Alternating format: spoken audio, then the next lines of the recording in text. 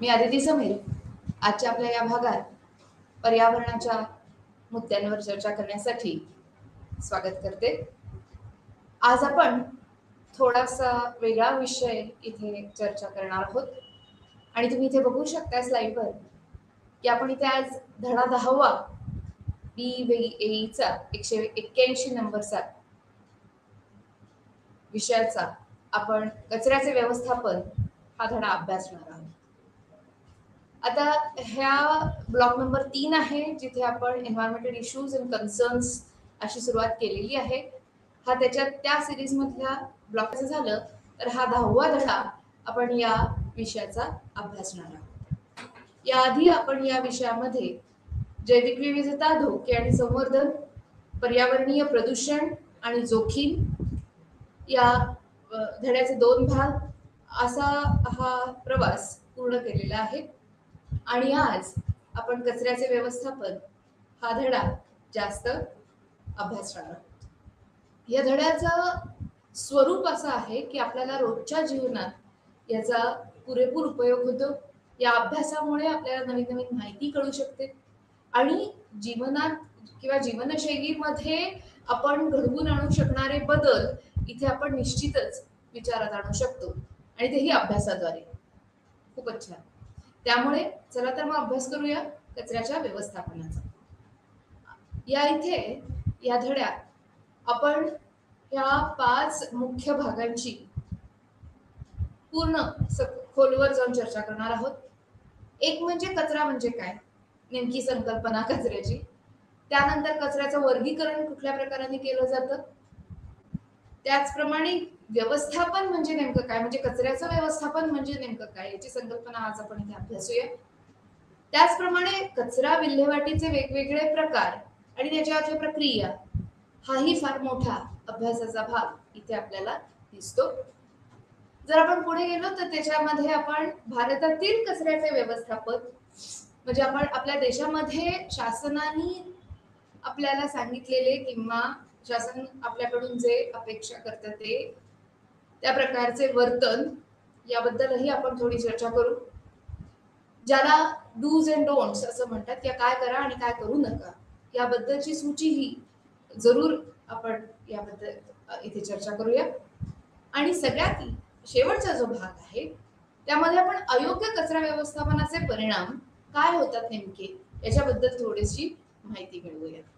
चला तर मग आजचा विषय सुरू करूया कचरा व्यवस्थापनाचा.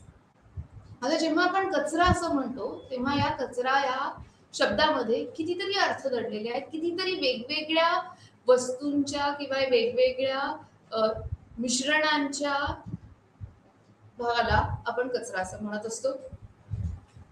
पण ती झाली रोजच्या दैनंदिन जीवनातली संकल्पना.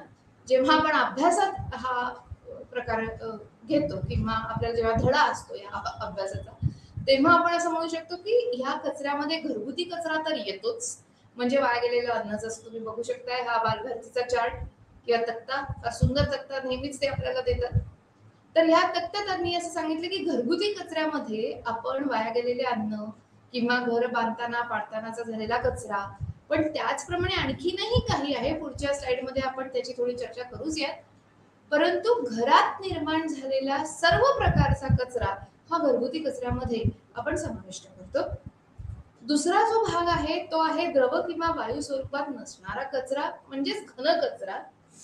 आणि हा घन कचरा कुठे कुठे निर्माण होतो तर निव्वळ घरातच नाही तर व्यावसायिक कचरा असतो, कार्यालयीन कचरा असतो, बांधकाम आणि घरे पडतानाचा कचरा तोही घन कचऱ्यामध्ये आपण त्याचा समावेश करतो. ई कचरा असतो किंवा हॉस्पिटल सारख्या ठिकाणांमधून जैविक कचराही इथे उत्पन्न होत असतो. तर ह्या सगळ्याचा अभ्यास आपल्याला या कचऱ्याच्या वर्गीकरणामध्ये करावा लागतो. त्याच्या पुढे जर थोडासा विचार केला तर म्युनिसिपल आणि औद्योगिक किंवा शेतीतील कामातून टाकून दिलेल्या सामग्रीतून तयार झालेला साठा हा आपण इथे कचऱ्याच्या संकल्पनेत अभ्यासतो. आता हा कचरा आपण का म्हणजे कचऱ्याचा अभ्यास आपण का करावा अशी अपेक्षा इथे आहे. याचा थोडासा अभ्यास आपण करणं किंवा विचार आपण करणं हे अपेक्षित आहे. असं म्हणतात की जर फळांच्या साली असतील, जसं केळ्याची साल आहे कलिंगडाची साल आहे किंवा टरबुजाची साल आहे. तर ह्या सालीला जर आपण प्रत्यक्ष किंवा डायरेक्ट आपण जर पर्यावरणीय वातावरण किंवा पर्यावरणामध्ये जर फेकले किंवा आपल्या मृदेच्या मध्ये जर त्याला फक्त ठेवून दिले, साठवण केली त्याची, तर साधारण 3 ते 4 आठवड्यांनी त्याचं विघटन असं होत असतं असं आपल्याला दिसतं. जर कागदाची पिशवी असेल तर साधारण 1 ते 2 महिने लागतात. तर जर स्वेटर किंवा वूल किंवा लोकरीचा काही भाग असेल, कपडा असेल तर किंवा थंडीसाठी वापरण्यात येणारे वेगवेगळे नैसर्गिक जर आपल्याला त्याच्यात धागे असतील तर हे साधारण 1 वर्ष घेतात नैसर्गिकरित्या त्याचं विघटन व्हायला. साधारण झाडाचा मोठ्या वृक्षाचा ओंडका असेल तर 10 ते 15 वर्ष लागतील. जर लेदर असेल किंवा लेदर बॅग असेल तर 40 ते 50 वर्ष लागतात त्याचं विघटन व्हायला. म्हणजे आपण घ्यायला कदाचित 4 ते 5 मिनिटं सुद्धा लागणार नाहीत त्याच्याबद्दलचा निर्णय घ्यायला की ही लेदरची बॅग घेऊ का ती घेऊ.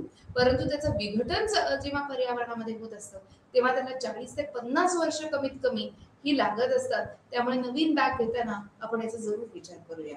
त्याचप्रमाणे बुटाचं आहे किंवा आपले फुटवेअर किंवा आपण ज्याला पादत्राणं असं म्हणतो त्यालाही 40 ते 50 वर्ष लागतात. जर कॅन असेल, शीतपेयांचे जे वेगवेगळे कॅन आपल्याला दिसतात तर त्या कॅनलाही 50 ते 100 वर्ष हे विघटन कालावधी आहे त्याचा असतो आणि म्हणूनच आपल्या पर्यावरणास ते अतिशय हानिकारक असतात. पॉलिथिनच्या बॅग्स असतात त्या प्लास्टिकच्या बॅग्स 10 ते 100 वर्ष घेतात विघटन व्हायला. एक छोटीशी बॅग जिचा आपण एकदा वापर करतो आणि निश्चित कचऱ्यात फेकून देतो तर ह्या बॅगला पुढची 100 वर्ष लागतात विघटन होण्यासाठी. अवघड आहे, खूप त्रासदायक आहे. काचेची जर बाटली असेल तर तिला मात्र 1000 वर्ष लागणार आहेत विघटन व्हायला आणि म्हणून आपल्याला ह्या कचऱ्याचा अभ्यास करणं आपल्या पर्यावरणीय शास्त्रात हे अत्यंत निकडीचं ठरतं. तर जेव्हा आपण ह्याचा वर्गीकरणाचा विचार करतो तेव्हा 2 प्रकारचं वर्गीकरण आपल्याला करता येतं. जसं इथे लिहिलंय की घरगुती कचरा आहे, व्यावसायिक कचरा आहे, शेती कचरा आहे, कार्यालयीन कचरा आहे किंवा आपण स्वच्छता करतानाच्या जो कचरा उद्भवतो तो आहे, ई कचरा आहे, औद्योगिक आहे. या सगळ्या प्रकारांचं वर्गीकरण तर आहेच. परंतु पुढच्या स्लाइडमध्ये तुम्हाला असंही दिसेल की जैव विघटनशील आणि अजैव किंवा अविघटनशील असा कचरा सुद्धा आपल्याला त्याचं वर्गीकरण असं सुद्धा करता येतं. तर ह्या स्लाइड बद्दल विचार करूया थोडा. इथे आपल्याला दिसतंय शांतपणे आपण जर ज्याच्याकडे थोडंसं बघितलं तर आपल्याला असं लक्षात येईल की घरगुती कचऱ्यामध्ये किती प्रकार इथे आपण रोज आपल्या रोजच्या वापरामुळे निर्माण झालेले असतात. तुम्ही थोडंसं लक्ष द्या. इथे जर बघितलं तर भाजीपाल्याची किंवा फळांची सालं, खराब झालेले अन्न, नको असलेले वाया गेलेले ताटात उरलेले उष्टे खरकटे हे सगळे तर आहेच. परंतु फुटलेल्या किंवा नको असलेल्या काचेच्या वस्तू, कागदाची पॅकिंग किंवा पुठ्याचे पॅकेजिंग मध्ये आलेले किंवा प्लास्टिकच्या पिशव्या किंवा फोम किंवा इलेक्ट्रॉनिक कचरा, फर्निचर या सगळ्या गोष्टी सातत्याने आपल्या घरगुती कचऱ्यामध्ये ते भर पाडत असतात. जर आपण त्याचा पुढचा भाग बघितला तर आपल्याला शेती कचऱ्याचा इथे विचार करावा लागतो. पिकांचे उरलेले अवशेष किंवा गवत किंवा त्याच्यामध्ये वेगवेगळ्या जे तुकडे करून टाकलेले असतात किंवा जनावरांची विष्ठा असेल किंवा अजून काही प्रक्रियेतील कचरा उत्पत्ती असेल तर ती इथे आपल्याला समाविष्ट करावी लागते. आता व्यावसायिक कचरा म्हणताना आपण इथे असं म्हणू शकतो की काही विशिष्ट व्यवसायांमुळे वेगवेगळ्या प्रकारचा कचरा आपल्याला दिसून येतो. जसं एखादी फळांची गाडी असेल, अतिशय ताजी फळं कापून एखाद्या सुंदरशा डेकोरेशन मध्ये किंवा सुंदर सजावटीमध्ये तुम्हाला दिली जात असेल तर त्यामागे असलेला सालांचा कचरा किंवा आपण नारळ पाणी प्यायल्यानंतर उरलेलं शहाळ्याचा मोठा टणक भाग हा सुद्धा व्यावसायिक कचऱ्यामध्येच येतो. हे थोडंसं आपल्याला लक्षात घ्यावं लागेल. कार्यालयीन कचऱ्यामध्ये म्हणजे ऑफिसच्या कचऱ्यामध्ये आपल्याला कागद हा विशेषत्वाने दिसतो. त्याच्यासाठी आपण श्रेडर्स वापरतो पण ते बारीक झालेले कागद परत आपल्याला वापरता निश्चितच येतील याचा आपण थोडा पुढे विचार करूया. त्याचप्रमाणे ई कचरा, कितीतरी लोक गरज नसताना फक्त नवीन मोबाईल उपलब्ध झालाय म्हणून त्याची खरेदी करतात. ते करताना कृपया नक्की विचार करायचा, कारण हा मोठ्या प्रमाणावर जो कचरा आपण तयार करतोय, साठवतोय, त्याच्यानी आपलंच पर्यावरण निश्चित दूषित होतंय. त्याचप्रमाणे रेफ्रिजरेटर किंवा फ्रीज, वॉशिंग मशीन किंवा इतर विद्युत उपकरणे, तर तुम्ही बघत असाल इथे मॉनिटर आहे, लॅपटॉप आहे, तुमचे मोबाईल फोन्स आहेत, या सगळ्याचा विचार आपण जरूर करावा जेव्हा आपण ह्या अभ्यासाचा भाग इथे चर्चेला घेतोय. औद्योगिक कचरा जो असतो तो तर फार विशिष्ट प्रमाणात किंवा घातक आणि विषारी असं दोन्ही असू शकतो. चला तर मग थोडंसं पुढे जाऊया वर्गीकरणाच्या बाबतीत. जसं मी आधी म्हणलं की आपल्याला अजून एका पद्धतीने ह्याचं वर्गीकरण करता येतं आणि ते म्हणजे जैव विघटनशील आणि अजैव किंवा अविघटनशील कचरा असं आपल्याला इथे दिसून येतो. आता इथे जर आपण बघितलं तर जैव विघटनशील म्हणजे आपल्याला सरळ शब्दांमध्येच कळतंय या की ह्या वनस्पती किंवा प्राण्यांच्या स्त्रोतांमधून तयार होतोय, आणि विघटनशील आहे म्हणजे सूक्ष्मजीव त्याचं विघटन निश्चित करतायत. ज्या अर्थी हिरवा कचरा आहे, अन्नधान्य आहे, कागदाचा कचरा आहे, बांधकाम कचरा आहे, सांडपाण्याचा गाळ आहे, कत्तलखान्याचा कचरा आहे. तर ह्या सगळ्यांचा भाग आपल्याला इथे हा जैव विघटनशील कचऱ्यामध्ये निश्चित बघता येतो. जर तुम्ही पुढे जाऊन बघितलं तर अविघटनशील कचरा जो असतो त्याचं विघटन व्हायला प्रचंड कालावधी लागतो आणि जे सजीवांसाठी आणि पर्यावरणासाठी हे निश्चित हानिकारक ठरू शकतं. असा हा अजैव अविघटनशील कचरा असा असू शकतो, ज्यात आपण रबर आहे किंवा प्लास्टिक आहे, काच आहे. जसं आपण 1000 वर्ष जर काचेच्या बाटलीला विघटन व्हायला लागत असतील तर किती धोकादायक आहे, किती त्रासदायक आहे हे पर्यावरणासाठी, हे आपण सहज याची कल्पना करू शकतो. थर्मोकॉल आहे. तर याच्यामध्ये करायचं काय, तर यासाठी आपल्याला पुढे जाऊन थोडासा याचा जास्त अभ्यास करावा लागेल. आता मी मगाशी 2 शब्द वापरले, एक म्हणजे घातक कचरा आणि दुसरं म्हणजे विषारी कचरा. आता विषारी कचरा हा निश्चितच घातक असतो, पण सर्वच घातक कचरा हा विषारी नसतो. आणि म्हणूनच आपल्याला असा विचार करावा लागेल इथे की घातक कचरा म्हणजे ज्याने जीवाला धोका निर्माण होऊ शकतो. आता जीव कोणाचा, तर फक्त मनुष्य प्राण्याचा नाही, तर कुठल्याही सजीवाच्या जीवाला जर धोका निर्माण होत असेल तर तो आपल्याला घातक कचऱ्यामध्ये त्याचा अभ्यास करावा लागेल. पर्यावरणाचं वेगवेगळं प्रदूषण आहे ज्याच्याने घातक कचरा निर्माण होत असतो. आता याच्यामुळे काय होतं की प्रज्वलता असणारे किंवा पटकन आग पकडणारे जर काही पदार्थ कचऱ्यात असतील किंवा त्या कचऱ्याचं स्वरूप जर असं असेल की ते पटकन ज्वलनशील आहे किंवा पटकन आग त्यांनी कॅच करते किंवा पकडते, तर अशा पद्धतीचा कचरा असेल तर त्याची प्रज्वलता फार मोठी असते आणि म्हणून हा कचरा हा घातक कचऱ्यामध्ये आपण वर्गीकृत करतो. त्याच्या पुढे जायचं झालं तर प्रतिक्रियाशील म्हणजे एकमेकांमध्ये कचरा फेकून देताना आपण त्याचा विचार करत नाही, परंतु वेगवेगळ्या घटकांचा एकमेकांशी संयोग होऊन होणाऱ्या प्रक्रिया या अत्यंत जलद आणि घातक असू शकतात आणि यामुळे हा कचरा हा अपायकारक ठरू शकतो आपल्या पर्यावरणाला आणि सजीवांच्या जीवांसाठी सुद्धा. रोगराई पसरण्याचं फार मोठं कारण हा घातक कचरा असू शकतो. म्हणजे कितीतरी वेळा असं म्हणतात की उंदीर जर कचऱ्या कुंडींच्या आसपास हिंडत असतील तर हे उंदीरही कारणीभूत ठरतात रोगांचं वहन करण्यासाठी आणि या कचऱ्यामुळे त्यांची पैदासही जास्त होते आणि ते रोग विस्तृत प्रमाणावर पसरण्यास हे कारणीभूत ठरत असतात. त्यामुळे विविध प्रकारच्या रोगांचं कारण हे घातक कचरा हा निश्चित असतो. काही ठिकाणी किरणोत्सर्ग होतो, तर किरणोत्सर्ग म्हणजे फक्त रेडिओ ऍक्टिव्हिटीमुळेच होतो असं नाही किंवा आण्विक कचऱ्यामुळेच होतो असं नाहीये. किरणोत्सर्ग हा आपल्या रेडिएशन टॉवर्स म्हणजे मोबाईल टॉवर्स मुळे सुद्धा होऊ शकतो. तर याचाही विचार आपल्याला निश्चित इथे करावा लागतो. आपल्या पोल्युशन कंट्रोल बोर्डच्या वेबसाईटवर जर आपण थोडासा अभ्यास केला तर तुम्हाला असं चित्र नक्की दिसेल वेस्ट बिल्डिंग मटेरियलचा की नेमकं काय काय आपल्याला इथे घातक कचऱ्यामध्ये समावेश करता येईल आणि काय प्रकारचे वेगवेगळे पोल्युटंट्स म्हणजे प्रदूषके इथे आपल्याला या कचऱ्यात समाविष्ट झालेली दिसतात. तर विषारी हा जो कचरा असतो तो जर चुकून कुठल्याही पद्धतीने मानवी किंवा सजीवांच्या शरीरात प्रवेश केला या कचऱ्याने तर फार मोठ्या प्रमाणावर हानी ही आरोग्याची होऊ शकते, म्हणून त्याचा विचार करणं हे क्रमप्राप्तच आहे. आता यासाठी काय करावं, तर याचे 2 मार्ग, मुख्य मार्ग आपल्या पुस्तिकेत दिलेले आहेत. आता या पुस्तिकेमध्ये आपल्याला निव्वळ कचऱ्याच्या समस्येचे निराकरण करण्यासाठी हे 2 मार्ग दिलेले नसून हे रोजच्या दैनंदिन आचरणामध्ये आणण्यासाठी त्यांनी आपल्याला हे 2 मार्ग दिलेले आहेत. म्हणजे सर्वात पहिली गोष्ट तर कचऱ्याची निर्मिती ही सर्वात कमी झाली पाहिजे आणि त्यासाठी आपण सर्वजण निश्चितच प्रयत्नशील असाल अशी माझी खात्री आहे. कुठल्याही प्रदेशात असा, शहरी भागात असाल किंवा ग्रामीण भागात असाल, तरी आपण निश्चितच कोरड्या आणि ओल्या कचऱ्यासाठी स्वतंत्र कचराकुंडी वापरतो आहोत हे आपल्याला माहितीच आहे. आपल्या कायद्यानुसार आता आपण सर्वजण ह्याचा विचारही करत आहोत, आचारही करत आहोत.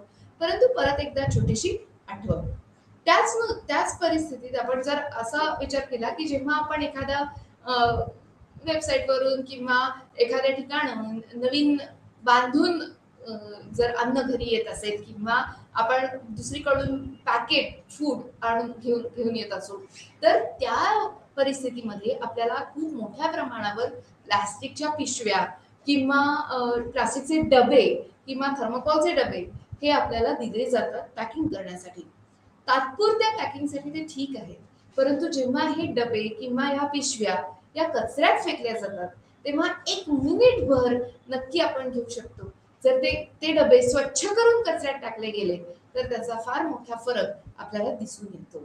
त्यामुळे हे नक्की अन्नाचे डबे नक्की स्वच्छ करून, साफ करून आणि नंतर कोरड्या कचऱ्याच्या जर डब्यात आपण टाकले तर हे आपल्याला फार फायदेशीर ठरत असतं. आता जर ओला कचरा असेल, जैव विघटनशील कचरा असेल, तर निश्चितच त्याचा कंपोस्ट खतासाठी आपण वापर करतो आणि ओला कचरा वापरून त्याचा पुनर्चक्रीकरण करण्यासाठी हा आपल्याला वापरता येतो. आता जर तो कोरडा असेल तर त्याचं निश्चितच पुनर्चक्रीकरण होणारच आहे. कॅन्सचं, अल्युमिनियम कॅन्सचं वेगळं, प्लास्टिकचं वेगळं, अशाही आता आपल्या पुण्यासारख्या, मुंबईसारख्या ठिकाणी आपल्याला अशाही काही सोसायटी, हाऊसिंग सोसायटीज अशा दिसतात की जे कचऱ्याचं वर्गीकरण 11 ते 13 वेगवेगळ्या प्रकारात करतात. म्हणजे फक्त ओला कचरा आणि सुका कचरा नव्हे, तर अल्युमिनियमचे कॅन्स वेगळे, पुठ्ठा वेगळा, प्लास्टिकच्या वस्तू वेगळ्या, प्लास्टिकच्या बॅग्स वेगळ्या, घरगुती धूळ वेगळी. आता अशा प्रकाराने जर कचरा निर्मितीच्या ठिकाणीच त्याचं वर्गीकरण झालं तर ते फार फायदेशीर ठरतं संबंध व्यवस्थापनासाठी. आणि ह्याचा विचार आपण निश्चित करू शकू, हे फक्त आपल्याच हातात आहे की ओला कचरा आणि कोरडा कचरा न करता त्याही पुढे जाऊन जर आपण त्याचा कागद, कापड, प्लास्टिक किंवा अजूनही काही वेगवेगळ्या प्रकारच्या बॅग्स आणि डबे अशा प्रकारे जर अल्युमिनियम कॅन्स असं म्हणलं किंवा ई कचरा आहे, तर ह्या सगळ्याचा जर वर्गीकरण आपल्याला करता आलं तर ह्याचा फार मोठा उपयोग आपल्या कचरा व्यवस्थापनासाठी निश्चित केला जातो. स्वच्छ सारख्या वेगवेगळ्या संस्था आपल्याला या कामी मदतही करतात. पुण्यासारख्या मोठ्या ठिकाणी 2 खूप मोठी नावं तुम्हाला मी इथे सांगू इच्छिते. एक तर आहे स्वच्छ ही संस्था, जी घरोघरी जाऊन वेगवेगळ्या प्रकारच्या कचऱ्याचं वर्गीकरण करण्यासाठी उद्युक्त तर करतातच, जागरूकताही पसरवतात किंवा जागरूकही करतात नागरिकांना, परंतु त्याचबरोबर ओला आणि कचरा वेगवेगळं संघटित करून किंवा एकत्रित करून त्याच्या पुढे जाऊन त्याचं रूपांतरण, त्याच्या प्रक्रिया करून त्याचं रूपांतरण आणि परत किंवा वापर किंवा पुनर्वापर करण्यासाठी योग्यता त्याची निर्माण करणे याच्यासाठी कार्यरत आहे. दुसरं फार मोठं नाव मला इथे नक्की घ्यावं असं वाटतं, जो आहे आदर पुनावाल्यांचा क्लीन सिटी उपक्रम, जिथे मोठी मोठी यंत्र ही वापरली जातात पूर्ण रस्ते स्वच्छ करण्यासाठी किंवा कचरा कुंडी. जर तुम्ही पुण्यात बघितलं असेल तर 2 हिरव्या रंगाचे मोठे मोठे डबे असे लावलेले तुम्हाला दिसतील आणि ही संस्था सुद्धा फार मोठ्या हिरिरीने पुणे स्वच्छ करण्याच्या मागे आणि जागरूकता निर्माण करण्याच्या मागे सातत्याने प्रयत्न करत असते. आणि या पद्धतीने ओला आणि सुका कचरा त्यांना जर आपण वेगळा देऊ शकलो तर थोडासा हातभार, खारीचा वाटा आपणही इथे उचलू शकतो. आता जेव्हा आपण कचऱ्याची निर्मिती कमी करण्याचं म्हणतो तेव्हा मी म्हणलं तसं की कमीत कमी आपल्याला कचरा हा निर्माण करायचा आहे. त्याच्यासाठी काय करावं लागेल तर पहिला आणि सगळ्यात महत्वाचा भाग म्हणजे नेहमी आपल्या जवळ एक छोटीशी का होईना कापडी पिशवी आपण जरूर बाळगू शकू, म्हणजे परत एकदा आपल्याला कागदाचीही पिशवी घ्यायला नको आणि प्लास्टिकचीही पिशवी घ्यायला नको. त्यामुळे सुंदर सुंदर आपल्या जुन्या कपड्यांपासून तयार केलेल्या सुरेख अशा जुन्या कपड्यांतून निर्मिती केलेल्या सुंदर अशा पिशव्या आपण ह्या निश्चितच वापरू शकतो, ज्याच्याने आपला खरेदी करताना नवीन पिशवी घेण्याचं टाळता येईल आणि कचऱ्याची निर्मिती ही तिथे किंवा कचऱ्याचा प्रादुर्भाव हा आपण इथे रोखू शकू. त्याच्याबरोबरच दुसरा फार महत्वाचा भाग म्हणजे कागदावर प्रिंटिंग करणं. गरज असेल तरच पुस्तक किंवा गरज असेल तरच ते डॉक्युमेंट किंवा साहित्य किंवा एखादा अहवाल हा छापून घ्या. असं म्हटलं जातं, सरकार असं नेहमी आपल्याला आवाहन करत असतं की छपाईसाठी कागदांचा दोन्ही बाजूनी उपयोग तर कराच, पण जर गरज असेल, आवश्यक असेल, फार आवश्यक असेल तरच आपण ही छपाई करा. नाही तर सगळ्या ई प्रकारात किंवा ज्याला आपण म्हणतो की ऑनलाईन ही डॉक्युमेंट्स आपली चेक करा. मग ते बँकेचं पासबुक असू दे किंवा तुमच्या वेगवेगळ्या रिसिप्ट्स असू दे किंवा अगदी विमानाच्या तिकिटाचा तुमचा बोर्डिंग पास असू दे, हे सगळं आपल्याला ऑनलाईन करता येतं आणि तिथे आपण छपाई आणि त्याचा वापर या छपाईचा कमीत कमी वापर करून आपण इथे पर्यावरणीय संवर्धनाला निश्चितच जास्त जास्त मदत करू शकतो. त्याचबरोबर स्वयंपाकघरातील जो कचरा असतो तो घरातच किंवा त्याच्या मागे अशी थोडीशी छोटी संकल्पना आहे की हाऊसिंग सोसायटीज मध्येच किंवा अगदीच नाही तर एखाद्या जवळच्या ठिकाणी जिथे कंपोस्ट खत तयार करता येईल तिथे नेऊन टाकला तर याचाही फार फायदा आपल्याला होतो. आता अजून एक ह्याच्यातला भाग म्हणजे शक्य असेल तेवढ्या वस्तू परत परत आणि वेगवेगळ्या पद्धतीने वापरणं. आता तुम्हाला सांगायचं झालं तर टाकून न देता एखाद्या जुन्या छानशा कापडी पिशवीला आपण नवीन करू शकतो किंवा काच आणि प्लास्टिकच्या ह्या बाटल्या किंवा त्या परत त्याचा वेगळ्या कारणासाठी वापर करू शकतो. जसं तुम्ही नक्कीच अभ्यास केला असेल की गळगी प्लास्टिकची बादली आपण रोप लावण्यासाठी किंवा झाड लावण्यासाठी हे निश्चित वापरू शकतो आणि त्याच्यात एखाद्या सुंदर झाडाला तुम्ही वाढवलं तर त्याची फुलं तुम्हाला आनंदही निश्चित देऊन जातील. त्याचप्रमाणे जर तुम्ही फार चांगल्या पद्धतीने तुमचे जुने कपडे ठेवलेले असतील किंवा जुनी पुस्तकं ठेवलेली असतील तर त्या वस्तू किंवा ती पुस्तकं किंवा तुमचा जुना मोबाईल हे गरजूंना नक्की आपण देऊ शकतो आणि यापासून आपण हे कचरा निर्मिती आणि त्याचं वर्गीकरण यासाठी आपल्याला हातभार तर निश्चितच लावता येईल. आता हा दुसरा जो भाग आहे की निर्माण झालेला जो कचरा आहे त्यापासून जास्तीत जास्त फायदा निर्माण करणे. आता फायदा कसा बरं मिळवावा कचऱ्यापासून, तर निव्वळ आपण घरात बेस्ट आउट ऑफ वेस्ट हे प्रकार करतो असं नाही, तर औद्योगिक क्षेत्रात सुद्धा लोकांनी ह्यावरचा विचार केलेला आहे. एक इथे छोटस उदाहरण सांगते आणि मग आपण याच्या पुढच्या स्लाइड कडे वळूया. आपल्याकडे 1990च्या दशकामध्ये एक फार मोठी चळवळ या पद्धतीत निर्माण झाली होती आणि त्याचाच एक प्रतिरूप म्हणून आपल्याला एक छोटीशी कंपनी इथे किंवा संस्था ज्याला म्हणता येईल इथे आपल्याला दिसू शकते आणि ती संस्था जी आहे त्याचं नाव आहे हाथीच्या. जरूर शोधा तुम्ही वेबसाईट त्याची. ही जी कंपनी आहे ती हातीच्या विष्ठेपासून या हँडमेड पेपर किंवा हाताने तयार केलेला कागद हा निर्माण करत असेल. आणि आश्चर्याची गोष्ट अशी की ही संस्था ही कंपनी एका मॅडमनी ही सुरू केलेली कंपनी आहे. महिमा मॅडम त्यांचं नाव आहे. तुम्ही जरूर त्याच्याविषयी जास्त माहिती मिळवा. त्या मॅडमनी ही जेव्हा संस्था सुरू केली तेव्हा पहिली 7 वर्ष भारतातून मागणी कमी, मात्र जर्मनीतून या कागदाला मागणी अतिशय म्हणजे फार मोठ्या प्रमाणावर होती आणि हे त्यांचं युनिट हे मुख्यत्वे एक्सपोर्ट ओरिएंटेड युनिट म्हणूनच काम करत होतं. आता बघा हत्तीच्या विष्ठेपासून म्हणजे ही विष्ठा खरं तर जैविक विघटनशील ही असा हा कचरा आहे, परंतु त्याच्यातून जर कागद निर्मिती झाली ह्या कागदाला वास कुठल्याही प्रकारचा येत नाही बरं का.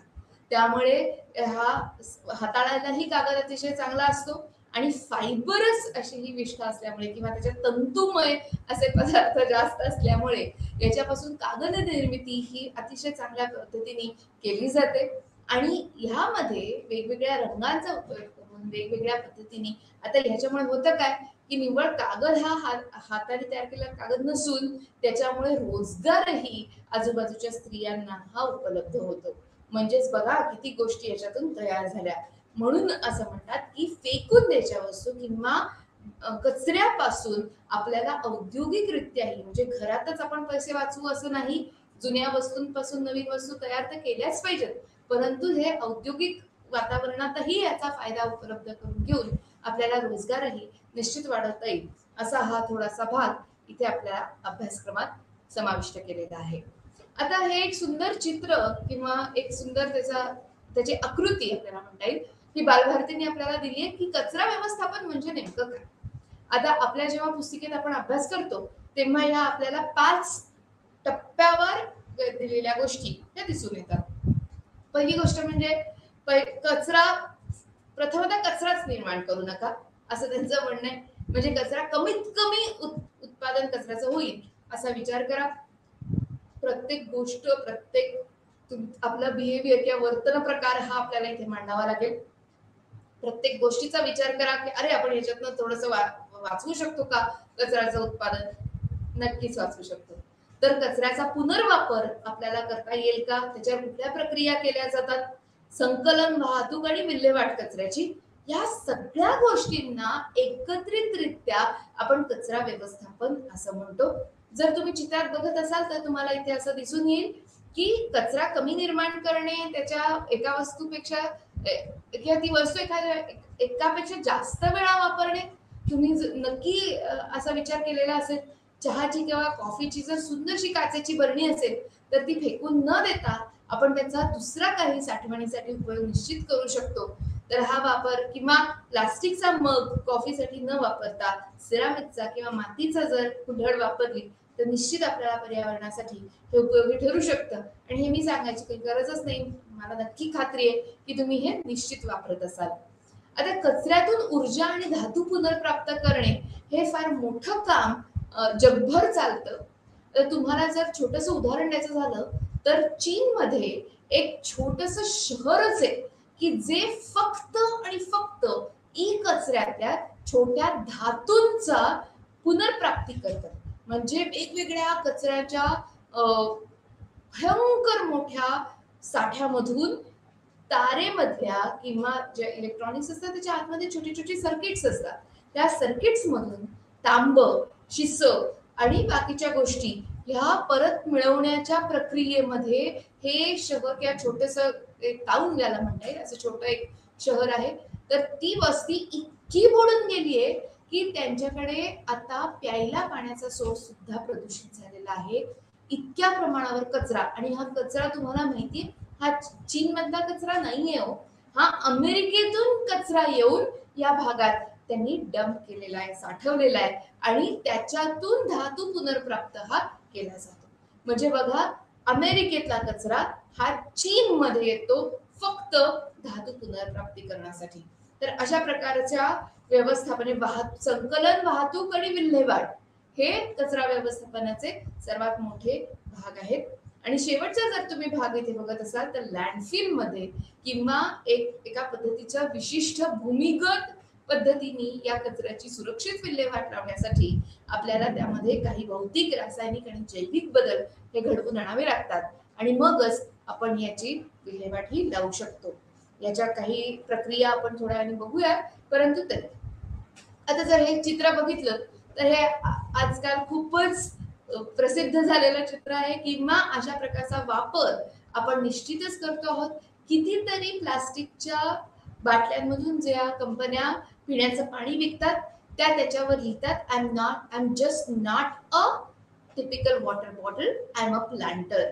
अशा पद्धतीची बाटली तुम्ही निश्चित बघा, त्याच्यावर तुम्हाला जो कट करायचा भाग आहे किंवा कापायचा जो हिस्सा आहे त्याच्यावर मार्किंग्स दिसतील, खुणा दिसतील आणि तिथून तुम्ही तो भाग जर कापलात तर अशा पद्धतीने त्या बाटलीचा निश्चित वापर करू शकतो आपण, असं तुम्हाला दिसेल. आता ह्यामध्ये आपल्याला जर व्यवस्थापन बघायचं झालं तर 4 पद्धतीचे आर किंवा RE आपण इथे वापरतो. पहिली गोष्ट रिड्यूस म्हणजे कमी करायचं कचऱ्याचं उत्पादन. दुसरी म्हणजे रियूज, परत जर आपल्याला त्या एखाद्या गोष्टीचा वापर करता आला, जसं काचेची बाटली मी म्हणलं, प्लास्टिकच्या बाटलीचा इथे पुनर्वापर दिसतो आपल्याला केलेला, तर अशा पद्धतीने त्याचा पुनर्वापरही करता येईल. तिसरा भाग आहे तो पुनर्चक्रीकरणाचा, रिसायकल करायचा. म्हणजे जर ही प्लास्टिकची बाटली अशा पद्धतीने नाही वापरली गेली तर या प्लास्टिकच्या बाटलीचे फार छोटे छोटे तुकडे तुकडे तुकडे करून त्याच्या पुढे जाऊन आपण त्याचा परत एकदा वेगळ्या प्लास्टिकच्या वस्तूंच्या निर्मितीसाठी वापर करणं हे पुनर्चक्रीकरणाचा भाग होतो. आणि पुनर्प्राप्त करणं याच्यामध्ये जसं मी म्हणलं की धातू वेगवेगळे आहेत. त्याच्या म्हणजे जेव्हा आपण तारेचा वापर करतो तेव्हा त्यातले सूक्ष्म भाग हे आपण परत मिळवू शकतो आणि त्या धातूचा वापर हा फार मोठ्या प्रमाणावर आपल्याला परत एकदा हा करता येतो. तुम्हाला लहानपणाची गोष्ट जर आठवत असेल तर आपल्या जुन्या किंवा मागच्या वर्षीच्या राहिलेल्या वह्यांमधून रिकामी जर काही पानं राहिली असतील तर तुम्ही निश्चित फाडली असतील आणि त्याची एखादी नवीन मस्त वही तयार केली असेल. जर शाळेत तशी द्यायची नसेल किंवा कॉलेजमध्ये तशी द्यायची नसेल तर आपण त्याचा घरी काही यादी करण्याच्या कामासाठी जरी वापर केला तरी ते फार महत्वपूर्ण आहे. कारण हा कागद हा आपण झाड तोडून मिळवलेला आहे याची एक छोटीशी आठवण आपण नेहमीच आपल्याला करून देऊया. जाऊया पुढे. चित्र बघा एक मिनिट भर जरा. काय दिसतंय? अरे बापरे, मला तर असा डोंगर दिसतोय गाड्यांचा. आणि हे आपल्या पुस्तिकेतलंच चित्र आहे. आपल्याला त्यांनी ते अभ्यासासाठी दिलेलं आहे. जेव्हा आपण याचा अभ्यास करतो तेव्हा आपल्याला असं दिसतं की असे असंख्य डोंगर आपल्याला जगभर दिसतात कचऱ्याचे.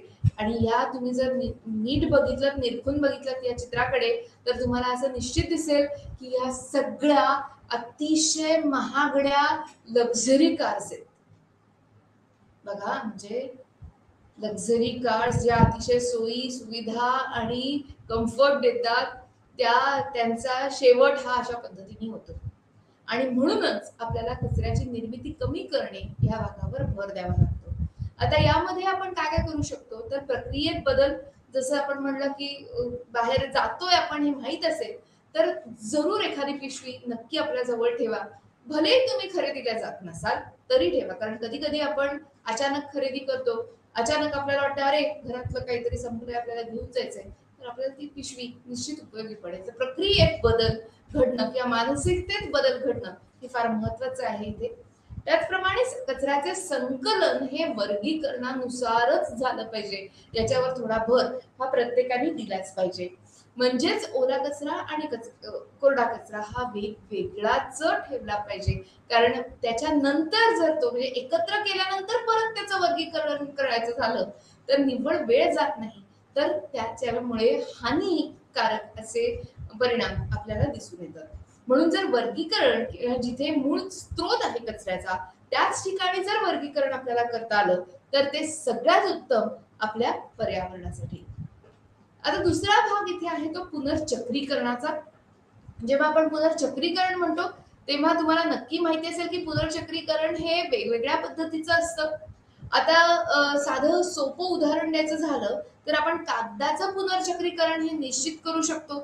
म्हणजे कागदी कचरा जर असेल तर त्या कचऱ्याचं संकलन करून त्याचं परत एकदा वर्गीकरण करता येतं. जसं वर्तमानपत्राचं कागद आहे किंवा पुठ्या आहेत किंवा वही पुस्तकांचे कागद आहेत किंवा अगदी वाया गेलेले कागद आहेत, त्याचे नंतर बारीक बारीक तुकडे जसं आपण श्रेडरमध्ये करतो तसे बारीक बारीक तुकडे करून रसायन वापरून तो कागद स्वच्छ केला जातो. त्याच्यानंतर त्याचा लगदा करून त्याचा परत कागद तयार करण्यासाठी हा उपयोग केला जातो. अशा पुनर्निर्मिती केलेल्या कागदाचा वापर जर आपण रोजच्या जीवनात केला तर फार मोठा बदल आपण निश्चितच करू शकतो. आता आमच्याकडे पुण्यासारख्या ठिकाणी तर निश्चित अशी काही दुकानं आहेत, मी इथे नाव सुद्धा सांगू शकते. तर अशी काही छोटी छोटी रद्दीची दुकानं आहेत जिथे हा परत एकदा निर्माण केलेला कागद हा अतिशय छान एकदम मस्त हाताला गुळगुळीत असा सुंदर चकाकता कागद आपल्याला इथे उपलब्ध होऊ शकतो. वह्या तर आहेच. म्हणजे ITC सारख्या कंपन्या आपल्याला रिसायकलेबल अँड रिसायकल्ड पेपरच्या वह्या या निश्चितच उपलब्ध करून देतात. तर असं पुनर्चक्रीकरण निव्वळ कागदाचंच नाही तर वेगवेगळ्या वस्तूंचं केलं जातं. आता मी तुम्हाला कागदाचं उदाहरण दिलं, परंतु तुम्ही काचेचं पुनर्चक्रीकरण सुद्धा अभ्यासू शकता. म्हणजे काचेचं संकलन जर तुकडे तुकडे झाले असतील किंवा बाटल्या असतील, निरुपयोगी वस्तू असतील काचेच्या, तर रंगांनुसार हे काचेचं वर्गीकरण केलं जातं. त्या काचेचा चुरा करून त्याच्यापासून नवीन उत्पादनं ही आपण निश्चित तयार करू शकतो. आता ह्याचा फायदा काय होतो सगळ्या गोष्टींचा? अर्थातच त्याच्या आधी तुम्ही असंही विचार करू शकता की धातूचं सुद्धा पुनर्चक्रीकरण होतं बरं का. म्हणजे धातू गोळा करून त्याचं परत एकदा प्रतवारीप्रमाणे वेगवेगळे क्रमवारी किंवा वर्गीकरण करणे, त्या धातूचे अतिशय बारीक असे लहान लहान तुकडे करणे आणि त्या तुकड्यांना वितळवून परत एकदा धातूची नवीन उत्पादनं तयार करणे, असं हे चक्रीकरणाची प्रक्रिया आपण इथे निश्चित अभ्यासू शकतो. आता याबरोबरच जर आपण प्लास्टिकचा वापर केला किंवा प्लास्टिकचा विचार केला, तर प्लास्टिकचा कचरा हा वेगळा ठेवून त्याची साठवण वर्गीकरण अशा पद्धतीने करावी की ज्याच्यानुसार आपल्याला त्याचे छोटे तुकडे करणं सोपं जाईल. ते छोटे तुकडे गोळाही करतातच जर तुकडे तुटलेले आधीच असतील तर, आणि त्यानुसार आपल्याला वेगवेगळी नवीन उत्पादनं त्याची निश्चित करता येतात. आता इथे जर तुम्ही बघितलं तर याचे फायदे काय आहेत, तर पहिली गोष्ट म्हणजे आपल्या संसाधनांचा वापर हा कमीत कमी होतो. म्हणजेच आपण संसाधनांचा वापर हा विचारी वापर असं म्हणू शकतो किंवा आपण त्याच्या मागे एक फार मोठा सखोल विचार आपण केलाय असं इथे म्हणू शकतो. दुसरा प्रकार असा आहे की आपण इथे ऊर्जेची बचत करतोय. संबंध नवीन पद्धतीने मायनिंग किंवा खाणकाम करण्याच्या ऐवजी आपण असलेले उपलब्ध असलेले धातूच परत वापरणार आहोत. त्यासाठी आपल्याला ऊर्जेची बचत होऊ शकते. जर तुम्ही बघितलं तर हरितगृह वायूंच्या म्हणजे संबंध आपण ज्याला ग्रीन हाऊस गॅसेस म्हणतो त्यांच्या निर्मितीला इथे खीळ बसेल. असलेलेच वापरलेल्याच गोष्टी आपण परत पुनर्चक्रीकरण करून वापरणार आहोत. आपल्याला इथे कच्चा मालही उपलब्ध होतोय आणि याची फार मोठी गरज आपल्याला इथे दिसून येते. आता इथे जर तुम्ही सगळ्यात मोठा भाग इथे बघितलात तर या पुनर्चक्रीकरणाच्या फायद्यांच्या यादीमध्ये सगळ्यात मोठा भाग आहे रोजगाराचा. अर्थातच आपण इथे काही उदाहरणं घेऊ. जसं मी हातीच्या उदाहरण घेतलं तर अशा पद्धतीची उदाहरणं आपल्याला निश्चित सांगतील की आपल्याला फायदा होतो पुनर्चक्रीकरणाचा नवीन रोजगाराच्या संधी उपलब्ध करून देण्यासाठी. आता पुढे जाऊन माफ करा, जर आपण आपल्या पुस्तिकेतला अभ्यास केला तर आपल्याला असं दिसून येतं की घातक कचऱ्यावरील ज्या वेगवेगळ्या प्रक्रिया आहेत त्या भौतिक असू शकतात, जैविक असू शकतात किंवा रासायनिक असू शकतात. त्यांचं घनीकरण करून त्यांचं ज्वलन करून आपण हे निश्चित वेगवेगळ्या पद्धतीने त्याच्यावर प्रक्रिया करू शकतो.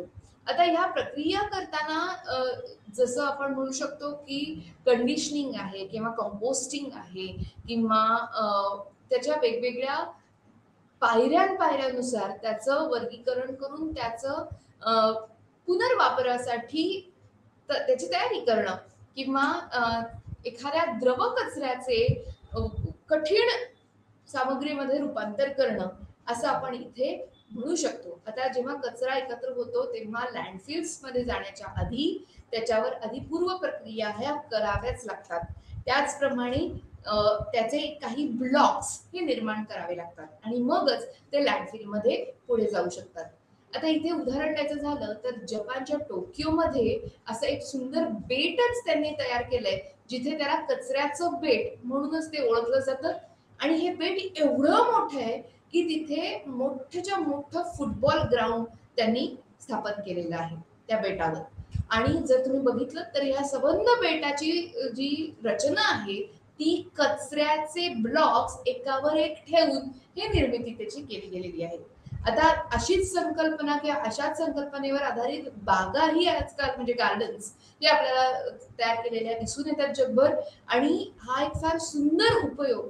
अर्थातच जपान हे 1960 पासून या प्रकारच्या विचाराला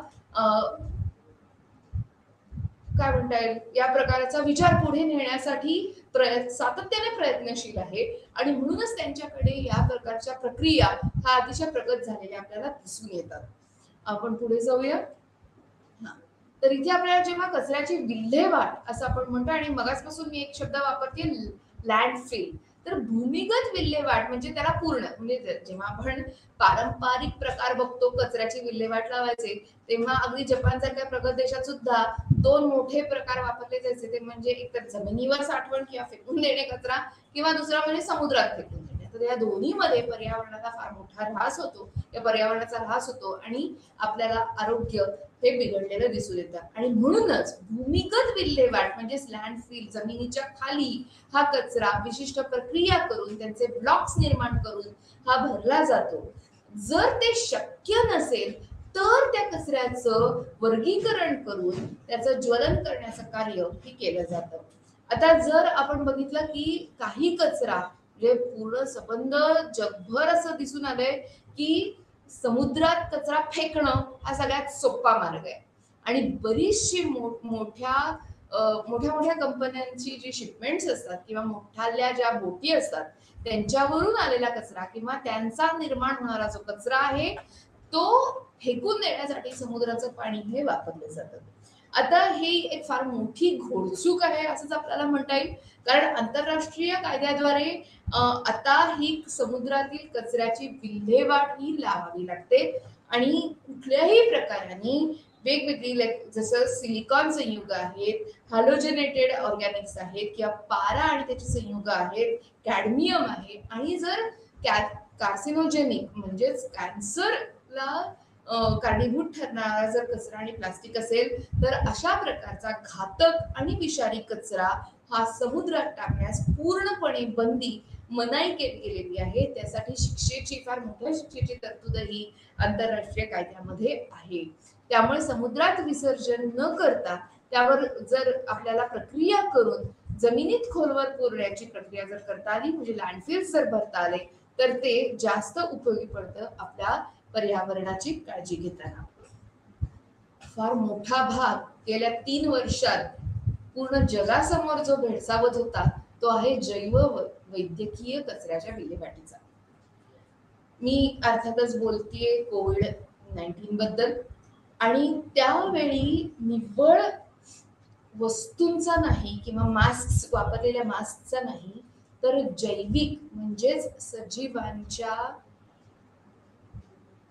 शरीरांचा, मृत शरीरांचा सुद्धा विल्हेवाटीचा फार मोठा प्रश्न त्यावेळी हा निर्माण झालेला होता. आणि त्यामुळे या जैव वैद्यकीय कचऱ्याची विल्हेवाट लावण्यासाठी जर तुम्ही सेंट्रल बोर्डच्या पोल्युशनच्या वेबसाईटवर बघितलं तर अशा प्रकारची पोस्टर्स, हे पोस्टर तिथूनच घेतलेलं आहे, तर हे अशा प्रकारची पोस्टर्स, अशा प्रकारची माहिती भित्तीपत्रकं तुम्हाला दिसून येतील.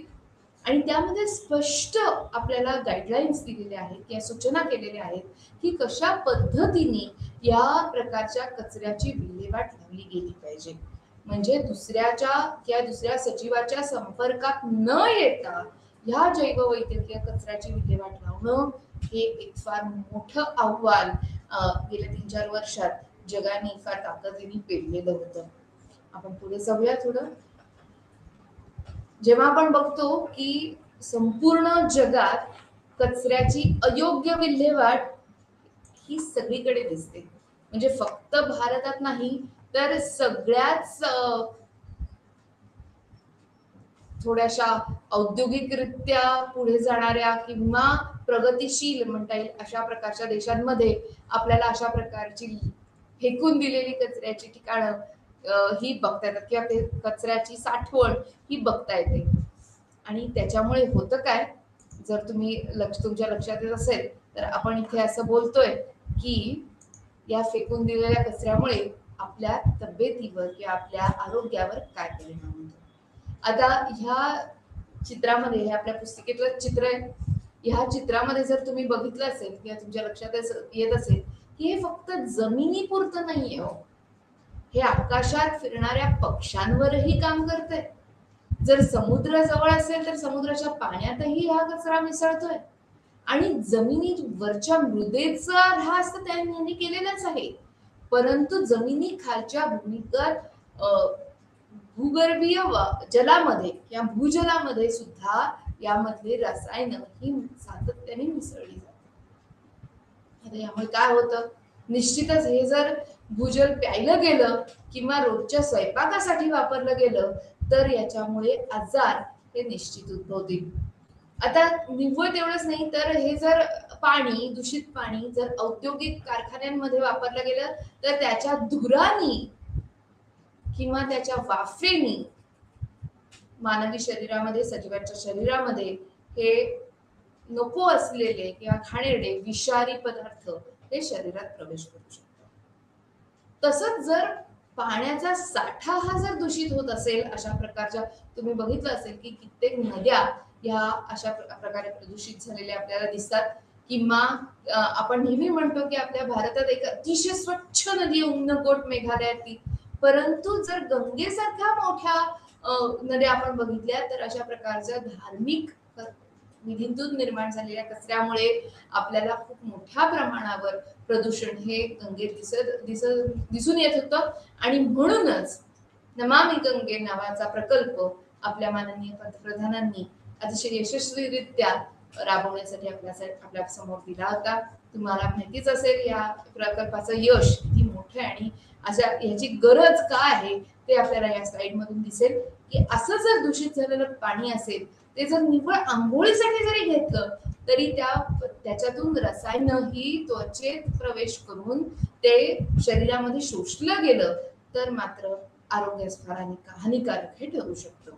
आता वनस्पती आणि प्राण्यांपासून जेव्हा आपण तयार केलेलं अन्न ग्रहण करतो, खरं म्हणजे आपलं अन्न याच दोन स्रोतांपासून येतं आणि म्हणूनच असं जर अन्न ग्रहण केलं गेलं तर निश्चितच आपल्या पोटामध्ये या सगळ्या प्रकारची विचित्र रसायन आणि घाणेरड्या कचऱ्याचे भाग हे आपण मिश्रण करत असतो त्याचं.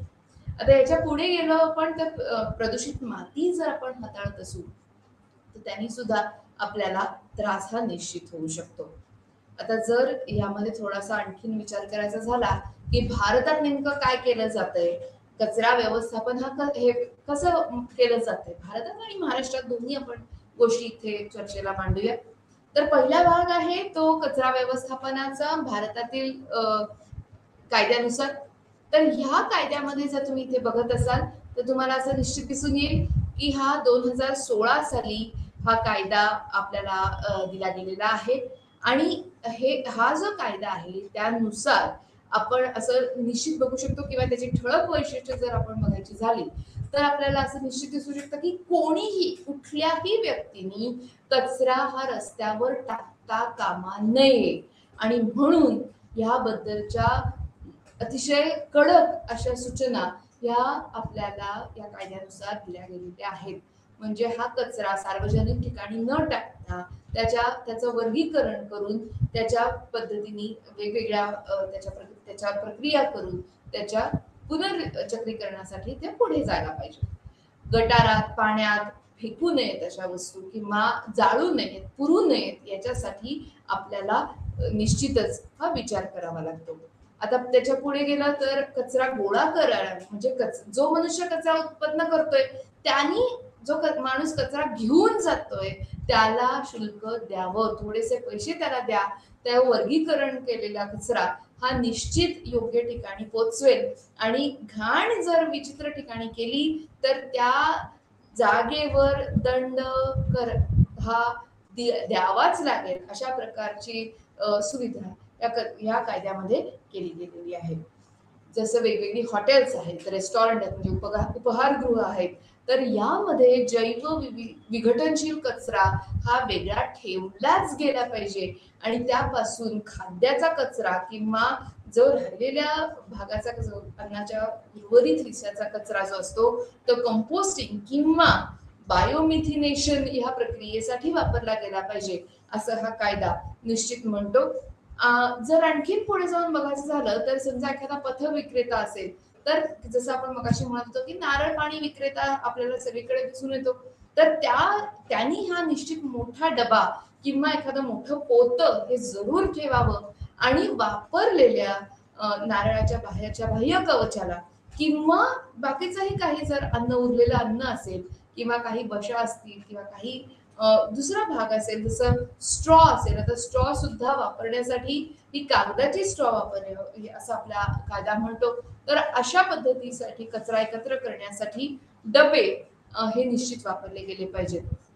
महाराष्ट्र सरकारची जर चर्चा करायची झाली या बाबतीत, तर महाराष्ट्र शासनाने 2018 पासून आपल्याला प्लास्टिक बंदी ही सांगितलेलीच आहे आणि या बंदीचे उल्लंघन जर केलं गेलं तर त्याचा दंड सर्वात पहिल्यांदा म्हणजे पहिल्यांदा त्याचं उल्लंघन केलं गेलं तर 5,000 रुपये, दुसऱ्यांदा केलं तर 10,000 रुपये आणि तिसऱ्या वेळेपासून जर केलं तर 25,000 रुपये आणि तुरुंगवास अशा ही शिक्षेची त्याच्यामध्ये बाब ही नमूद आहे.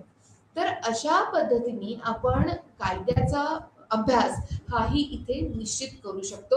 म्हणजेच प्लास्टिकच्या पिशव्या ज्या 50 मायक्रॉन पेक्षा कमी जाडीच्या असतील त्या न वापरणे हे अतिशय गरजेचे आहे. या अशा प्रकारच्या प्लास्टिकवर बंदी आहे हे आपल्या सगळ्यांना माहितीच आहे.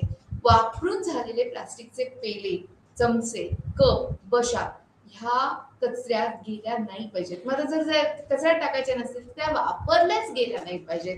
इथून आपण निश्चित सुरू करू शकतो. थर्मोकॉल सुद्धा आपल्याला बंदी आहे या सर्वांसाठी वापरण्यासाठी किंवा वेष्टनांसाठी किंवा पॅकेजिंगसाठी वापरण्यात येणारे प्लास्टिक हे सुद्धा इथे बंदी घातल्या गेलेल्या वस्तूंच्या यादीमध्ये आपल्याला निश्चित दिसते. आता बंदी न घातल्या गेलेल्या वस्तू कुठल्या आहेत तर पेट बॉटल्स आहेत 500 ml पेक्षा मोठ्या असलेल्या, औषध आहेत वेगवेगळी, शेतीविषयक औषध आहेत, कचरा साठवण्यासाठी जे मोठे प्लास्टिक लागतं ते आहे, नर्सरीजना किंवा रोपवाटिकांमध्ये वापरण्यात येण्याच्या मोठ्या काळ्या पद्धतीच्या पिशव्या असतात त्या आहेत किंवा अन्न पदार्थांसाठी 50 मायक्रॉन पेक्षा जास्त जाडीचे जर चांगल्या दर्जाचं प्लास्टिक वापरलं असेल तर ते आहे किंवा दुधासाठी ज्या आपण किंवा तेलासाठी ज्या पिशव्या वापरल्या जातात त्यांच्यावर मात्र बंदी ही शासनाने घातलेली नाही. आता इथून पुढे जर आपण अभ्यास करायचा झाला या विषयाचा तर आपण निश्चितच थोड्याशा केस स्टडीजचा अभ्यास म्हणजेच आपण काही उदाहरणं ही पुढची 10 मिनिटं निश्चित बघणार आहोत. पहिला माझं उदाहरण आहे हे आपल्या वारीचं. पंढरपूरची वारी आता सुरू होतीये. थोड्याच दिवसात आपल्या सगळ्यांना माहितीये. हे चित्र मी आपल्या पंढरपूर लाईव्ह वरून इथे तुम्हाला दाखवण्यासाठी घेतलंय मुद्दाम की किती लाखोंच्या संख्येने आपल्याला इथे वारकरी दिसतात. वारीचे नियोजन हे अतिशय शिस्तबद्ध असतं. तुम्हाला तर माहितीच आहे की मुक्कामाच्या जागा ठरलेल्या आहेत, भोजनाची व्यवस्था कोण करणार, कधी करणार, किती वाजता करणार ते सगळं ठरलेलं असतं. डॉक्टर्स किंवा मेडिकल स्टाफ तिथे उपलब्ध असतो. दिंड्यांचा क्रम हा सगळ्यांना माहिती असतो आणि पूजा कशी करायची, कशा पद्धतीने ती मांडायची हे सुद्धा सगळं काही ठरलेलंच असतं. आता जर ह्या वारीचं नियोजन बघितलं तर अतिशय सुंदर असतं, पण मोठी समस्या ह्या सगळ्या प्रदेशाला भेडसावत होती आतापर्यंत ती म्हणजे प्लास्टिक आणि थर्मोकॉलच्या प्लेट्स आणि डिशेस. कारण जेवण झालं निदान 3 वेळा तरी माणसाला त्या वारीच्या प्रवासात हे खायला लागणार. म्हणजे सकाळची न्याहारी, दुपारचं जेवण आणि रात्रीचं थोडंसं जेवण हे इथे अपेक्षित असतं. यासाठी जर प्लास्टिकच्या किंवा थर्मोकॉलच्या ताटल्या जर वापरल्या तर फार मोठा प्रॉब्लेम इथे निर्माण होतो आणि म्हणून हे होणारं जमीन आणि प्राण्याचं प्रदूषण आपल्याला इथे टाळता येऊ शकतं. आता हे कसं करू शकतो तर आपल्याला इथे दुसऱ्या चित्रात हे सरकारी अहवालातून घेतलेलं चित्र आहे आपल्या पत्रावळींसारख्या किंवा जैविक घटकांपासून तयार केलेल्या ताटल्यांचं. आता पत्रावळी आणि द्रोण हे तर सर्वोत्तमच वापरले जातात. इथे तुम्हाला माहितीच आहे की पत्रावळी आणि द्रोण ही आपली ट्रेडिशन आहे, हे आपण पारंपरिकरित्या वापरतो आणि म्हणून या वर्षीपासून जर तुम्ही बघत असाल तर नक्कीच तुम्हाला माहिती असेल की यांचा वापर म्हणजे निव्वळ अन्न पदार्थांचाच नाही तर पत्रावळ्यांचा वापर, राहिलेले अन्न पदार्थ, पानं, फुलं असं सगळं वर्गीकरण करून, कारण हे किती महत्वाचे तुम्ही बघू शकता हा पंढरपूर लाईव्हचा रिपोर्ट की किती हजारोंच्या संख्येने या प्लास्टिकच्या पिशव्या आणि प्लास्टिक पोटात गेल्यामुळे दरवर्षी हजारोच्या संख्येने ही जनावरं मरतायत. कॅन्सरचा धोका ज्यांनी वाढतोय आणि म्हणून हे सगळं टाळण्यासाठी पारंपरिक पद्धतीतल्या द्रोण आणि पत्रावळी वापरणं हे तर निश्चित आहेच, परंतु अशा पद्धतीच्या सुंदर दिसणाऱ्या ताटल्या सुद्धा आपल्या लाकडाच्या किंवा साल वृक्षाची जर लागवड आपण करत असू तर त्याच्यानी तयार केलेल्या या सगळ्या वस्तू ज्या आपल्या बांधवांना आणि भगिनींना रोजगारही उपलब्ध करून देत आहेत, त्याचा वापरही या वारीमध्ये केला जातो. निव्वळ तसं नाही तर त्याचं वर्गीकरण करून त्याच्या वापरानंतर परत त्याचा भुगा तयार करून त्याच्यापासून जे कंपोस्ट खत तयार केलं गेलेलं आहे, ते खत हे ठिकठिकाणी आपण आता म्हणजे ह्या वर्षीपासून हे त्याचं ज्याला म्हणता येईल त्याचं डिस्ट्रीब्युशन हे केलं जाणार आहे. म्हणजे त्या परत पहिल्या जिथे तो कचरा निर्माण होतोय त्या ठिकाणीच त्या कचऱ्याचं पुनर्चक्रीकरण करून त्याचं नवीन स्वरूप, जी बॅग आहे, पिशवी आहे, ती आपण ह्या प्रदेशातल्या शेतकऱ्यांना उपलब्ध करून देणार आहोत. म्हणजे बघा, जिथे कचरा तयार होतोय त्या कचऱ्यावर प्रक्रिया करून परत आपण पर्यावरणाच्या निश्चित उपयोगासाठी इथे आपण हे मोठ्या पद्धतीने वापर करत आहोत. आता दुसरं फार सुंदर उदाहरण मला इथे तुम्हाला सांगावं असं वाटतंय आणि ते न सांगता मी हे सेशन थांबूच शकणार नाही, ते म्हणजे आहे वेंगुर्ल्याचं. वेंगुर्ला बीच आपल्या सगळ्यांना माहिती आहे. 2017 साली शासनाने हिला वसुंधरा पुरस्कार हा दिलेला आहे. उगमाच्या ठिकाणी ह्या शहरातील 95% कचरा हा वेगळा होतो. प्रत्येक घर हे त्यांच्या घरगुती कचऱ्याला त्यांच्या परसबागेतच जिरवतं आणि लँडफिलचं उत्पादन व्यवसायात करून, उद्यानात करून दाखवणारं हे पहिलं आणि एकमेव शहर असण्याचा मान हा वेंगुर्ल्याने पटकावलेला होता. स्वच्छ भारत कचरा उद्यान असं ह्या भागाला म्हणलं जातं. किती मोठी बाब आहे बघा. जर तुम्हाला समजत असेल इथे तर मी असं इथे लिहिलंय की प्लास्टिक क्रशर युनिटनी जेव्हा त्यांनी रस्ता बांधणी सुरू केली तेव्हा 1 किलोमीटर रस्ता बांधणीसाठी त्यांनी जवळजवळ 10 लाख कॅरी बॅग्स वापरल्या. 1 टन प्लास्टिक तिथे उपयोगात आलं आणि 10,000 पेक्षा जास्त रुपये हे तिथे वाचले प्रत्येक किलोमीटर रस्ता बांधणी मागे. आणि असं करणारं हे पहिलं शहर ठरलंय. तिथे कुठेही आपल्याला कचरा कुंडी दिसत नाही. अतिशय स्वच्छ असा हा समुद्र किनारपट्टीचा प्रदेश तुम्हाला दिसू शकतो चित्रामध्ये. अतिशय सुंदर असे बागही त्यांनी निर्माण केली आहे. एक मुलांसाठी ग्राउंड तयार केलेला आहे. याच्यातून रोजगार उत्पन्न झालेला आहे. वर्गीकरण वेगवेगळं करून पुनर्चक्रीकरण केलं जात आहे वस्तूंचं आणि त्यामुळे वेंगुर्ल्याचा हा मान दुसरं कोणीही हिरावून घेऊ शकत नाही. अर्थात पाचगणी शहराचे प्रयत्न चालू आहेत की पाचगणीमध्ये 17 वेगवेगळे वॉर्ड्स हे वेगवेगळी वर्गीकरण झालेला कचरा एकत्र करून मग पुढे त्याचा वापर करतोय आणि पाचगणीला मात्र अजून असं एक सुंदर असं स्थान या प्रकल्पामध्ये मिळालेलं नाहीये, परंतु त्यांचा सातत्याने प्रयत्न हा चालू आहे. तर त्यामुळे आपण अशी ठिकाणं जरूर बघून या की जिथे कचरा मुक्त पर्यावरण हे स्वप्न नसून सत्य आहे. आणि ह्या पद्धतीचा आपण अभ्यास आणि दैनंदिन जीवनामध्ये त्याच्यानुसार बदल हे निश्चित करू शकतो. आता यामध्ये अजून एक छोटंसं उदाहरण इथे घेते आणि मग आपण हे आजचं उदाहरण किंवा आजचं हे सेशन थांबूया. हे छोटंसं उदाहरण आहे फूल नावाच्या उदबत्तीचं. मंदिरांमधून एकत्र केलेल्या फुलांच्या पाकळ्यांवर प्रक्रिया करून हाताने तयार केलेल्या ह्या उदबत्त्या मुद्दाम मी इथे चित्रामध्ये आपल्या सगळ्यांना दाखवते. हे फूल नावाची जी संस्था आहे अगरवाल सरांची, त्यांना खूप मोठी मोठी अवॉर्ड्स किंवा अतिशय मोठे मोठे सन्मानही दिलेले गेले आहेत जागतिकरित्या. परंतु अशा पद्धतीची उदबत्ती जर आपण वापरली तर मंदिरांमध्ये उत्पन्न होणारा कचरा, फुलं असू दे, पानं असू दे, बाकीचा सगळा तो एकत्र करून त्याच्यावर प्रक्रिया करून हाताने ही उदबत्ती तयार केली जाते आणि परत देवघरातच तिचा वापर केला जातो. आणि यामध्ये फार मोठ्या प्रमाणावर रोजगाराच्या संधी या उपलब्ध आहेत. आपल्या भारत सरकारने आपल्याला अशी प्रकृती नावाची एक सुंदर व्हिडिओ फिल्म ही आपल्यासाठी तयार केलेली आहे. शक्य झालं तर ही 1.5 मिनिटाची फिल्म नक्की बघा. सर्वत्र ही फिल्म उपलब्ध आहे, जिथे आपल्याला असे वेगवेगळे प्रकार किंवा वेगवेगळे उपाय हे सुचवलेले आहेत. जिथे शक्य असेल तिथे वेगळे किंवा दुसऱ्या पद्धतीच्या वस्तू वापरा ज्याच्याने कचरा होणार नाही. जसं प्लास्टिकच्या मग ऐवजी स्टीलचा किंवा मातीचा कप हा आपण चहा कॉफी किंवा दुधासाठी वापरू शकतो. दुसऱ्या भागात तुम्ही बघू शकताय की जेव्हा आपण पर्यटनाला जातो तेव्हा ते कचरा न करणं, रोजच्या जेवणामध्ये उष्टे खरकटे टाकून न देणं, अन्नाची किंमत करून त्याचे नासोडा किंवा नासधूस न करणं, पार्टीज किंवा सेलिब्रेशन्स मध्ये आपण प्लास्टिक किंवा थर्मोकॉलचा वापर न करता हा पर्यावरणाशी मैत्री करणारा आपण वस्तू वापरू शकतो. कारपूल करणं म्हणजे सगळ्यांनी एकत्र येऊन जर एका भागातून जायचं असेल तर एका कारमधून प्रवास हा करावा अशी इथे संकल्पना आहे. खरेदीला जाताना स्वतःची पिशवी बाळगणं हा त्याच्यातला आणखीन एक भाग आहे. वाहन न धुता म्हणजे पाण्याच्या स्त्रोतानी न धुता पुसून घेणं आणि जिथे शक्य असेल तिथे सायकलनी भ्रमण करणं किंवा चालत जाणं हा इथे भाग सुचवला गेलेला आहे. आपण निश्चितच झाडं आपल्या पर्यावरणात लावत असाल आणि त्यांची काळजी घेत असाल अशी मी निश्चित आशा करते आणि आजचा हा भाग इथेच संपवते. धन्यवाद.